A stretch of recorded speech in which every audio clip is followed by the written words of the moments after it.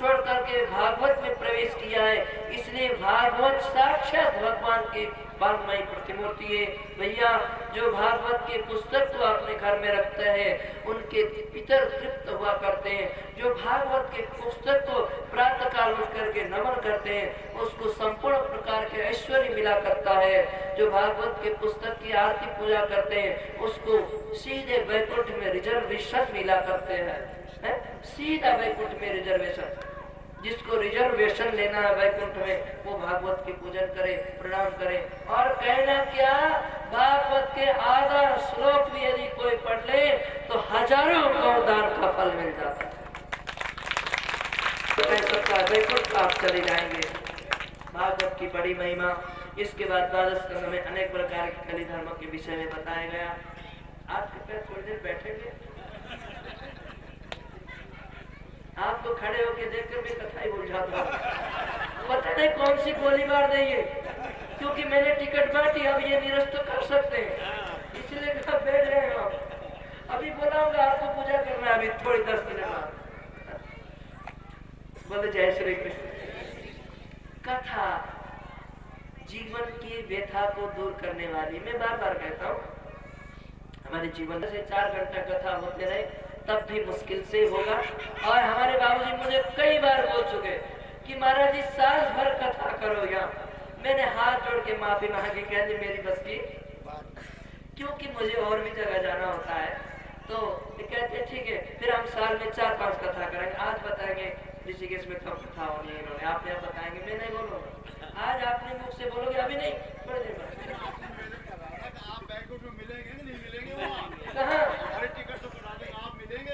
अरे मैं मिलूं या ना मिलूं, भगवान तो मिल ही जाएंगे। मैं तो एजेंट हूँ भैया, मैं तो भगवान का एजेंट हूँ। यहाँ से टिकट काटना मेरा काम है, वहाँ जाने और शक्ति दे, ये मैं बार बार करता हूँ।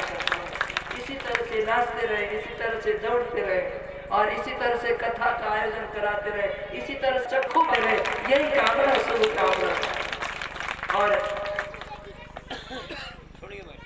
आइए इसके बाद अब भागवत में भागवत की महिमा बताई गई कि भागवत संपूर्ण ग्रंथों में श्रेष्ठ है।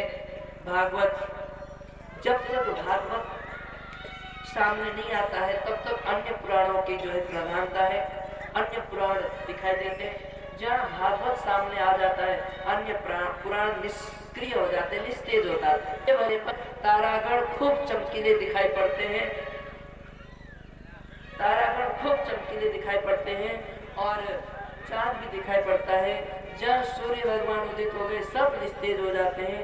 ऐसे ही भागवत है। सर्व वेदांत सारम ही श्रीमद् भागवत विष्यते। श्रीमद् भागवत में संपूर्ण वेद वेदांतों का सार है, जो आपने संक्षेप अति संक्षेप में आपने श्रवण किया। मैं वही कह रहा हूँ कि भागवत 1 साल भी में भी पूरा नहीं होगा, बाबू बहुत विशाल है। और निम्नगानाम यथा गंगा देवानाम अच्युतो यथा वैष्णवानाम यथा शंभो पुराणाना तथा विभो। बहने वालों में निम्न, बहने वालों में सबसे श्रेष्ठ है माता गंगा। बोल बोल गए मैया की। देवताओं में सबसे श्रेष्ठ भगवान कृष्ण है, अच्युत है। और वैष्णवों में सबसे श्रेष्ठ वैष्णव भगवान शंकर है। ऐसे पुराणों में सर्वश्रेष्ठ पुराण जो है ये भागवत है। ये भागवत परमहंसों की संहिता है, जिसमें अवगाहन करने से मुक्ति मिल जाती है। मुक्ति भुक्ति करे स्थिता, अरे मुक्ति भी मिल जाती है। संसार में अनंत अनंत वैभव, अनंत अनंत भोग और अंतिम में परम तत्व की प्राप्ति, परमात्मा पद की प्राप्ति, मुक्ति मुक्ति और मुक्ति दोनों देने में समर्थ है। तो हे श्रीमद् भागवत। बोलो भागवत भगवान की। भवे भवे यथा भक्ति पादयुस्तव जायते तथा पुरुषदेवेश नाथस्पन्नः यत प्रभो।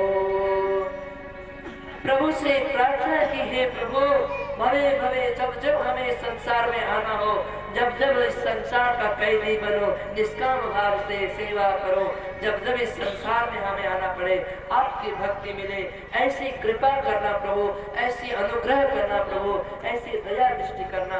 बार बार मैं संसार में आऊं किंतु बार बार आपके पाद पद्मों की भक्ति मिले, आपकी भक्ति हमारे हृदय में हो, आपके संतों का दर्शन हमें हो, और एक कृपा करना। अब देखो मैं एक श्लोक बोलूंगा क्योंकि भागवत का अंतिम श्लोक है, आप सभी लोग दोहराएंगे और आप सब लोग दोहराएंगे तो 7 दिन भागवत का पूर्णतया फल मिलेगा। मैंने इसीलिए कल भी कहा था कि जो भी छूट गए हो, कुछ भी हो, आज आने से फल मिलेगा। अब आइए, नाम संकीर्तनम यस्य, नाम संकीर्तनम यस्य। कठिनता लग रही है? यदि कठिनता लग रही है तो और शॉर्टकट करूंगा, छोटे छोटे। नाम संकीर्तनम यस्य सर्व पाप विनाशनम प्रणामो दुःख शमनः तं नमामि हरिं परं। नाम संकीर्तनं यस्य सर्व पाप प्रणाशनम् प्रणामो दुःख शमनः तं नमामि हरिं परं।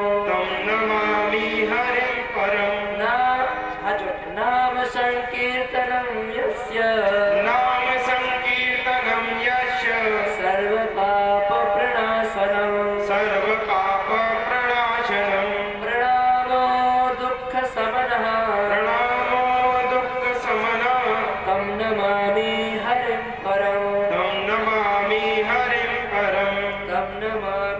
हरिं परं। तं नमामि हरिं परं। अब सभी लोग प्रेम से हाथ उठा के पूरी तरह से 4 बार बोलेंगे, पूरी तरह से हाथ उठाना, हाथ उठाने में कंजूसी मत करना क्योंकि कल से नहीं कहो। हाथ उठाइए, आकाश की ओर दृष्टि डाल के, हरे नमः हरे नमः हरे नमः हरे नमः। ओम त्वदीयमस्तु गोविंद तुभ्यमेव समर्पयेत्, तेन त्वदङ्घ्रिकमने रतिं मे यच्छ शाश्वतीम्। ओम श्री कृष्णार्पणमस्तु। 2 मिनट अभी बंद ही हो रहा हूँ, बिल्कुल चुप हो जाओ। तो आइए, इस तरह से भागवत की कथा हम आप सबने चिंतन किया, मनन किया, भगवान की विशेष अनुकंपा से ये सब संभव हुआ। बार बार आप सभी लोग, जो मुख्य यजमान, मुख्य आयोजक हमारे बाबूजी, सपरिवार योगेश नीति और हमारे माता और सबको बहुत बहुत धन्यवाद। बहुत बहुत प्रभु से प्रार्थना कि इनको इसी तरह से यशस्वी बनाएं, इसी तरह से दीर्घायु सुस्वास्थ्य जीवन प्रदान करें, और अन्य सभी प्रत्येक दिन के यजमान सबको भी प्रभु शक्ति, भक्ति, ऐश्वर्य दे, सुख संपत्ति दे, दीर्घायु प्रदान करें और सुस्वास्थ्य जीवन दे। आई कथा को, क्योंकि हरि अनंत, हरि कथा अनंता, किस किस को मैं जो है धन्यवाद दूं। एक एक व्यक्ति, यहाँ छोटे से छोटे व्यक्ति बहुतों ने भाग भाग करके बहुत सेवा की है। बाबूजी के कर्मचारी लोग ये एजेंसी के, उन्होंने भी बहुत भाग भाग के सहयोग किया है। सबका नाम तो मैं नहीं जानता हूँ, किंतु जिस तरह से मूल में पानी डालने से, जल डालने से फूल, पत्ती, पत्ते, फल सब सींच जाते हैं, सब पहुँचता है, ऐसे ही सबके मूल भगवान के सब है। मैं उनका ही आभारी हूँ, उनको ही धन्यवाद दूंगा, उनको ही प्रणाम करूंगा कि प्रभु सबको सुमति प्रदान करना, सबको सुस्वास्थ्य प्रदान करना, सबको दीर्घायु प्रदान करना, सबको सुख और शांति प्रदान करना, ये प्रभु से प्रार्थना करूंगा। और दूसरी बात, 7 दिन में जो भी आपको अच्छी लगी वो गुरु प्रसाद समझ करके, क्यों देखो मैं बोलने वाला नहीं, मैं तो क्या जानता हूँ बोलने के लिए, मेरे अंदर कोई शक्ति नहीं, कोई इतनी विद्वता भी नहीं, इसलिए मेरे मुख से जो भी बोले कन्हैया, वो कन्हैया ने जो भी बोला वो आपका प्रसाद स्वरूप। तो उस बोले हुए वक्तव्य को जो आपको अच्छा लगे वो अपने जीवन में उतारिएगा। और कभी कभार व्यास गति से आपको कोई ऐसे कड़वे शब्द दे दिए हो जो आपको अच्छा न लगे तो कृपया हमें वापस करें। और कभी हंसी मजाक भी हुई हो 7 दिन के दौरान में, उस समय कोई ऐसे कड़वे शब्द हो तो मुझे माफ करना, क्योंकि मैं जिमी जैसे माता पिता जी मात पिता ही सुनी तोतरी वाणी, जैसे बालक के तोतरी वाणी सुन करके माता पिता बहुत प्रसन्न होते हैं, ऐसे मेरी इस टूटी हुई वाणी को और इस तोतरी वाणी को सुन करके आप प्रसन्न हो रहे हैं, आनंदित हो रहे हैं। मैं तो कुछ आता नहीं, मैं जानता भी नहीं, कुछ नहीं जानता हूँ। मैं तो बहुत छोटा एक बालक हूँ, बालक की तरह तोतरी भाषा में सुनाता हूँ जो प्रभु प्रेरणा करें और आप सबके प्रेम, आप सबके स्नेह के स्वरूप में बोल पाता हूँ। आप लोगों ने इतना टाइम दिया, अपने अमूल्य समय को देकर के मुझे सुना भगवान की कथा मेरी टूटी फूटी वाणी में, इसलिए आप सबका मैं आभारी हूँ, सबको धन्यवाद दूंगा।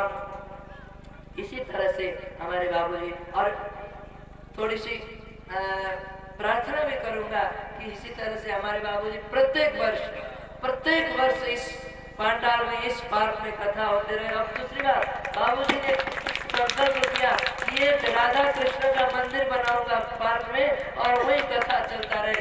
मैं प्रभु से प्रार्थना करूंगा कि ये भी संकल्प इनका पूरा हो जाए। एक बात और बता दूं, सीक्रेट बात है। बाबूजी बोले कि बहुत दूर हो गया महाराज जी, रोज लेने जाना आना आना, अब मैं थोड़ा वृद्ध हो गया हूँ। अब ऐसा करूंगा कि 2 कमरा इसके आसपास में कहीं बनाऊंगा ताकि कोई भी संत आए कथाकार वहाँ रहे, प्रेम से कथा करे। ये भी भगवान इनकी पूजा करे और भगवान इनको दीर्घायु दे। मैं इनका बहुत बहुत आभारी हूँ। ये बहुत स्नेह करते हैं मुझे, इनकी इच्छा की खूब कथा करे महाराज जी, आप खूब कथा करे, कहले मैं कराऊंगा सब जगह इसी तरह से मैं सबको प्रणाम करता हूँ, अपने वाणी को विसर्जन करता हूँ। हरि ओम।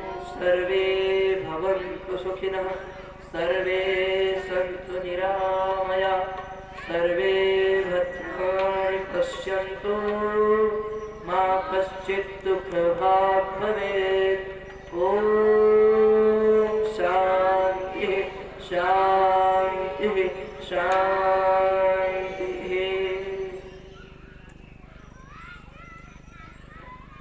जय श्री कृष्ण। महाराज जी ये तो सारा हरियाणा में करे संगूरे को नहीं करते, हमारा काम सारे को मान लो। हाँ महाराज जी, हमारा सबका मुख और वाणी शायद इस लायक नहीं है कि हम आपकी प्रशंसा में कुछ कह सकें। हम सब, मैं अपने पूरे डी ब्लॉक तथा सेक्टर 52 की ओर से आपको कोटि कोटि प्रणाम करता हूँ।